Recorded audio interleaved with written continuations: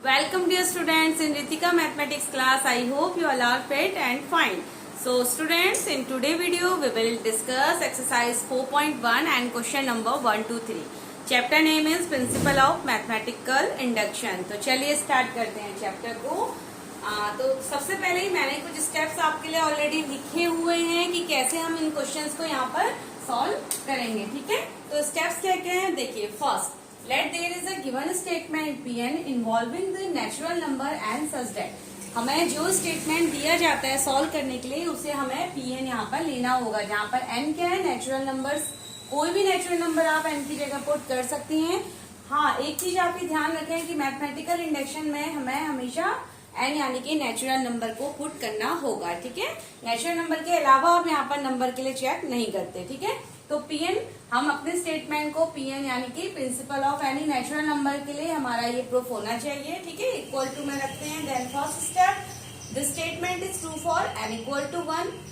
First step हमारा देखिए, जो हमारा फर्स्ट स्टेप है इसको हम बेसिक स्टेप बोलते हैं। ठीक है, फर्स्ट स्टेप हमारा होता है basic step.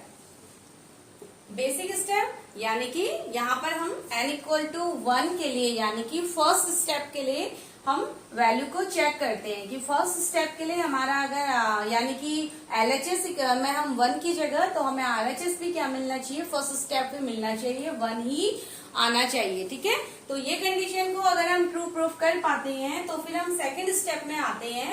If the statement is true for n equal to k और n equal to k where k is some positive integer, k की जगह आप कोई भी पॉजिटिव इंटीजर यहाँ पर यानी कि प्लस इंटीजर आप यहाँ पर k की जगह रख सकते हैं। देन सेकेंड स्टेप में हम n इक्वल्स टू k के लिए प्रूफ करते हैं। प्रूफ नहीं करेंगे यानी कि हम यहाँ पर कंसिडर कर लेते हैं कि इस कंडीशन में हमारा ट्रू होगा ही होगा। ठीक है, इसको हम ट्रू कंडीशन इसको हम कंसिडर करते हैं और फिर हम इसके अगर ये ट्रू होता है तो हम नेक्स्ट स्टेप यानी कि pk+1 के लिए प्रूफ करते हैं। ठीक है, then the statement is also true for n equals to k+1। अगर स्टेटमेंट हमारा n इक्वल टू 1 के लिए k के लिए ट्रू है तो फिर वो ट्रू होगा ही यानी कि pk+1 के लिए भी इट मस्ट बी ट्रू। ठीक है, तो ये हो जाता है। Now that is true of truth of pk implies है ट्रूथ ऑफ pk+1। अगर pk हमारा ट्रूथ है तो वो इम्प्लाई करता है कि pk+1 भी हमारा ट्रू होगा ही होगा। और अगर ये तीनों कंडीशन हमारी क्या हो जाती है, प्रूफ हो जाती है, that is then Pn is true for all natural numbers and then जो हमारा Pn है वो भी सभी नेचुरल नंबर्स के लिए हमारी कंडीशन को प्रूफ करता है। तो वो भी सभी नेचुरल नंबर के लिए ट्रू होता है और हमारा जो एक स्टेटमेंट था यानी कि जो भी हमारा वो एक जनरल स्टेटमेंट हमारा सभी के लिए क्या हो जाएगा, ट्रू हो जाता है। ठीक है, तो ये 3 स्टेप का आप ध्यान रखें। बेसिक स्टेप, सेकेंड स्टेप को इंडक्शन स्टेप कहते हैं।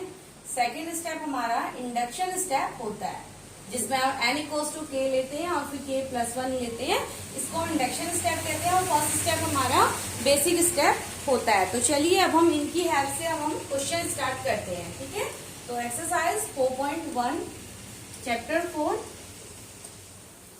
तो चलिए चैप्टर नंबर है हमारा 4 एंड एक्सरसाइज 4.1।